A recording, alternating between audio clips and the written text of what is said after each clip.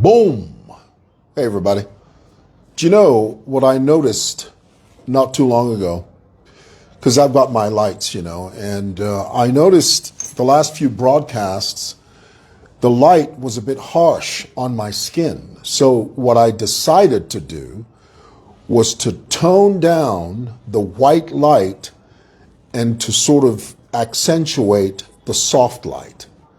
And I think, I could be wrong, but I think we found the sweet spot. Tell me in the broadcast, tell me in the comments below if this broadcast is clear and if you can see me clearly.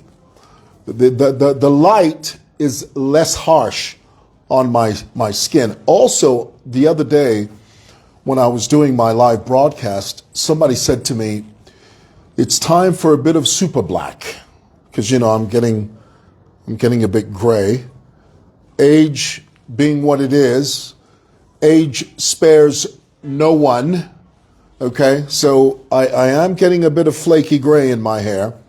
Every so often my wife looks at me and says, yeah, ça toi fue free. And then I turn to her and I say, well, look who's talking. That's the great thing about getting old with someone, is that you're both moving at the same pace. What you don't ever want to do at my age is to marry a 20-something year old girl, and you're 56 and she's 21. That doesn't work because you're on two different wavelengths. She's in a completely different world, okay? But it's always wonderful to grow old with somebody that's within your stratosphere. That way, when you're getting old and gray, they're doing the same thing. Ala wafia. Wafia buena. Wafia. Alrighty, guys, let's get into it. Do me a favor, if you can, please share this broadcast with people you think would be interested in this conversation. I always say that, and the only reason I do is because it's important to have this conversation sort of across many different platforms so that we're all on the same page. Of course, we may not all agree, but at least the conversation is out there. So please do that. Share this broadcast and tell people that we're on and we're going to do our thing.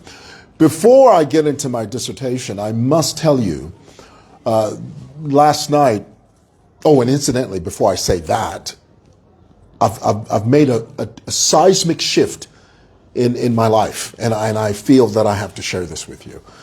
This is something that was starkly obvious, but because I wasn't doing it, it wasn't doing me any good. But the moment I began to do it, changed my life, and I have to share this with you. I'm in a chat group with my sisters, my brothers, my sisters. We've got a chat family group, and I happened to mention in the group, with me and I'm the oldest one, and I've got my brothers and sisters. And I said in the group, I'm not sleeping well these days. My sister says to me in the group, she says, you know what it is? It's probably that phone that you have beside your bed. That white light that emanates from your phone when you wake up at 2, 3 o'clock in the morning and you start to scroll, that affects your sleep. What you need to do is put away the phone. Put the phone in a completely different room. Switch it off, put it in a different room. Trust me, you will sleep like a baby. Wouldn't you know I did that? Changed my life. Changed my life. I sleep soundly now. It's important to have at least 7, 8 good hours of sleep every day. And boy, I tell you, ever since, and I was telling my wife the other day, I said, honey, you need to put that thing away. That thing's the devil. Once it starts to glare into your eyes, you're hypnotized. 4 strokes of strolling turns into 3 hours of viewing. It changed my life. So I thought I'd share that with you. Guys, let's get into it. I know many of you, because this is the Zambian way of doing things. When news broke out that the South African court was sitting today, and the idea that we got, the news that reached us was that the South African court could possibly reach a conclusion, a logical conclusion, to this all-encompassing, all-elusive question: where is EcL's rightful burial place? Where must he be buried rightfully? And so today we thought that the South African court could sort of lead and guide. And I know Zambians love to just get to the end. Zambians don't like deliberation. We don't like long-winded speeches in courts. You know, from the comments you could read, Zambians were saying, no, you just tell us. You know, we are tired of this thick Northern Transvaal Afrikaans. You know, the Afrikaans, they've got their own way of talking, you know. That thick Northern Transvaal accent. Some of the words they were using, in a you know, these are South African Boers, you know, when they're standing in the court and they talk like this. He's in the Northern Transvaal. The Northern Transvaal. Is it? I put it to you. Anyway, at the end of today's court session, the only legible, audible thing that came out was the court will inform us either by Friday or before Friday, but no later than Friday, what the court will decide. Now, I find this very strange that and I posted this earlier, and I'll say it again here verbally. I find it strange and curious that we have relegated this pivotal moment in Zambian history, and we have handed it over. I mean, literally, we've literally gift wrapped this to the South African courts. And we've said to the South Africans, you decide for us, where the body is to be rightfully deposited. I find that strange and disingenuous. And I know some of you are going to come out and say, but mwewa, who's the one that took the issue to court? Yes, rightly so. The government, the administration felt, still feels, that EcL's rightful place of rest is right here in the homeland, LSK, Zambia, nowhere else. Why? Because the PF themselves set that precedent. Are you hearing this? Are you listening to what I'm saying? Are you hearing what I'm telling you? The precedent has already been set. Whether or not the body is in South Africa, here in Zambia, the Maldives, the UK, the precedent has been set. Our former heads of state, every single solitary one of them, must be laid to rest here in the homeland. It makes no sense whatsoever. It doesn't matter how much you try to spin it. It doesn't matter how much you try to alter it. It doesn't matter how many sprinkles of propaganda dust you want to cover over it. The fact still remains, EcL, by virtue of the fact that he is and served as president of this great republic, deserves to be laid to rest here. End of story. Everything else is superficial. Everything else has an ulterior motive, as is the case now. Now, if you look clearly and closely at the reasons Mwewa Zulu put forward for them changing their minds, because remember, when EcL passed away on the 5th of June, 2025, immediately HH and his administration sent a ZAF plane to South Africa, and it stayed there for more than 2 weeks in the hopes that the family will take advantage of government's involvement. Well, the government disdained that. They said, no, we don't want your plane. We're gonna hire a private jet. We're gonna charter a private airline to repatriate our loved one's body. And this is where Valden Findlay came in, because he orchestrated, he was very instrumental in the process of repatriating EcL's body by using a private plane through one of his colleagues. Now, the reason Edgar Lungu's family, namely Tarsila Lungu, Mwewa Zulu, Esther Lungu, The reason they put a bullet through that process, they gave 3 reasons why they changed their minds. And these 3 reasons, when you hear them, when you listen to them, when you read the reasons, they are flimsy, they are tepid, they are inconsequential, they don't make any sense whatsoever. Let's go through them. Number 1, Makebi Zulu said the reason we changed our minds, remember there was a day, it was a Wednesday, they were supposed to repatriate the body on a Wednesday. Everybody was waiting with bated breath.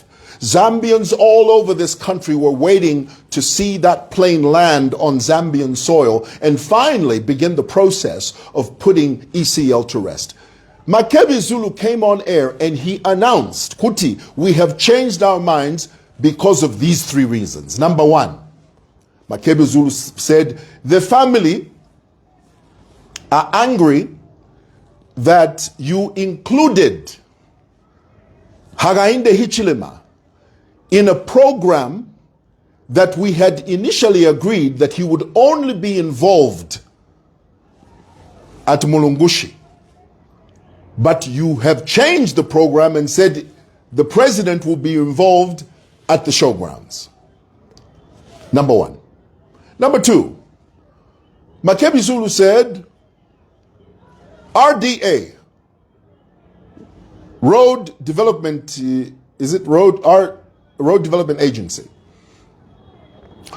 we're working on a road that led to the house of EcL. Those roadworks were going to interfere with the transportation of EcL's body from Mulungushi Conference Center to the house, and then from the house back to Mulungushi Conference Center. Their idea was to every day from Thursday, Friday, Saturday, Sunday, their plan was the body was to be moved every day from Mulungushi to EcL's house. From EcL's house back to Mulungushi. For 3 to 4 days, they wanted that. Now, they were saying the road works that RDA had launched were going to interfere with the flow of that program. What did the government do? The government said, okay, RDA, down tools. Stop what you're doing. Let the road be open and free so that EcL's family can drive through the road uninhibited, unblocked, undelayed, so that there's a smooth flow of traffic. The administration put a stop to the RDA works. They said, stop. Lastly, Makebi Zulu said, the government has stopped the general public from going to the airport to receive EcL's remains. This administration, UPND, Hakainde Hichilema and his band of brothers have stopped the general public from going to the airport to receive the remains of EcL. The government gave a very clear and simple reason why that was. Security concern. It was a security concern because the government knows that when you unleash 10, 15, 20,000 EcL PF cadre supporters and you allow them free reign on the inside and the outskirts of an international airport, you're courting disaster. You're simply, it's like hogs to a trough. It's like the migration of the wildebeest. It would have been total bedlam. The cadres would have lost their minds. And on top of that, imagine now the cadres escorting the body from the airport through Great East Road and onwards. Cadres would have just lost their minds. They would have just said, no. Iwe, choka murodi iwe, fuma munshira, tudimakateka. Tamwena tudimakateka iwe. Twara chitoba chimonta kachowe iwe. Ifani olo. Uladiyei. Hey. Uladiyei. That is all that was going to happen. It was just going to be total confusion and bedlam. The administration recognized that and they said, no, only a select few will be allowed to receive the body at the international airport when EcL's remains arrive. Makebi Zulu and his band of brothers rejected that notion. Makebi Zulu and his band of brothers rejected that line of logic. They said, no, we want the cadres to be there. We want all types of, turefwaya ati ama cadres nga babayira, kubayira okonga na abakolwa bakolwe, babayire, so that bambo kupange chongo chitumbinga chaisa. We want them to be drugged to the hilt, drunk to the hilt, so that when EcL's body arrives, they run amok. They cause confusion from KK International Airport till wherever they were going. The government foresaw that and said, no, we can't have that. That's not practical. That is being irresponsible. Ama shops mulemu International Airport ngabali chitabandalize ama kadas. Imi otoka ngabali toba. Hey, ngachali nase, hey.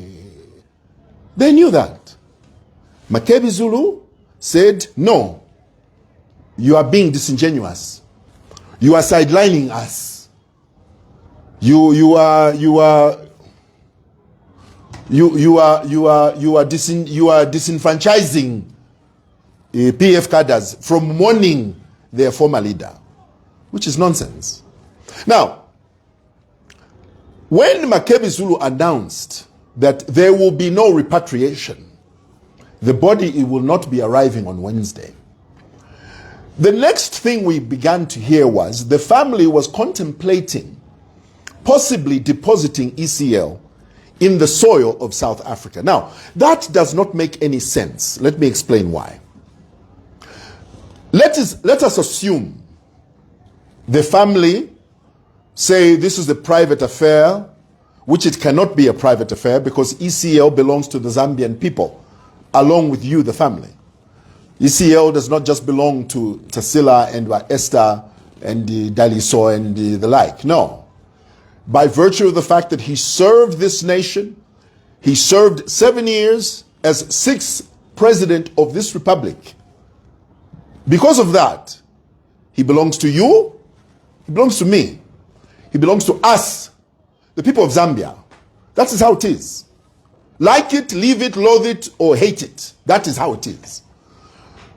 So, they said, no, we are going to bury EcL in South Africa, which doesn't make any sense whatsoever. The idea, the conspiracy theories that are coming out of this funeral are so ubiquitous, they are uncountable. One of the conspiracy theories is EcL is not dead. Where does that conspiracy come from? It comes from the fact that very few people outside of the conclave, outside of the inner circle, outside of the inner sanctum of the EcL family have seen that body. Given Lubinda himself has not seen that body. Raphael Haijaka Nakachinda has not seen that body. Not too long ago, Raphael was on Diamond TV. He was on an interview where he was asked point blank, have you seen the body of EcL? That is a simple question. There is nothing disingenuous about that question. There is nothing puzzling about that question. It is a straightforward, simple question. You, being a member of the PF, have you seen the body of EcL? What did Raphael Haijaka Nakachinda do? He started now tiptoeing through the tulips. No, that is a malicious question. That is a very malicious question. Why are you asking me that? The journalist said, the interviewer said, no, we want to know. Have you seen EcL's body? No, me, I'm not going to answer that question. Why? Why wouldn't he answer that question? That type of response further lends itself to more conspiracy theories. Do you understand now why there are people not only here in Zambia, there are people in South Africa, England, America, who are convinced beyond any reasonable doubt that EcL is not dead. Why? Because of responses like that. Because there's this idea that who has seen the body? On top of that, the PF have tried to cleverly, in a very clever skullduggery way, although we know they're very dour, those chaps. They're very dour indeed, because they tried to spin it to make it sound and look as if HH personally wants to have a private viewing session of the body, because according to the PF, there's something HH wants to do to the body.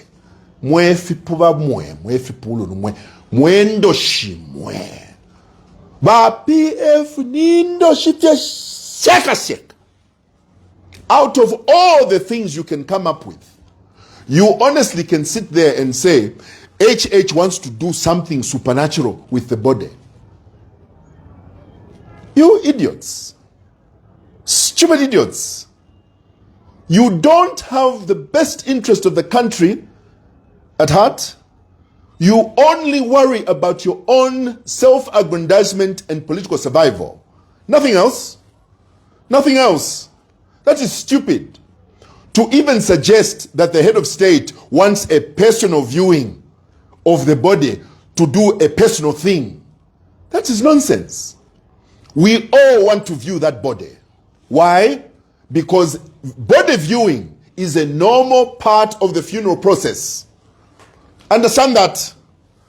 Say it in the comments. Landen my comments. Bantu mwena Zambia. These politicians, when they mean to mislead you, they'll make you think something is abnormal when it's just normal. Say it in the comments. Body viewing is a normal part of the funeral process. There is nothing strange. There is nothing abstract. There is nothing demonic. There is nothing supernatural about body viewing. Every funeral has body viewing. Yes, there's some cultures that don't have. Those are the exception. Because I know some of you are going to know, well, watchtower. Who cares? My point is, body viewing is a normal part of the funeral process. So there's nothing supernatural when you hear that the head of state is saying the body has to be viewed and identified, not by him personally and solely, because the PF are trying to spin this narrative. HH has no interest in personally viewing the body, not on a personal level, no. But as a Zambian, as a citizen of this country, everybody has the right to demand to see that body, that it is indeed there, it is indeed deceased, and it is indeed the body of the former and sixth president of this republic.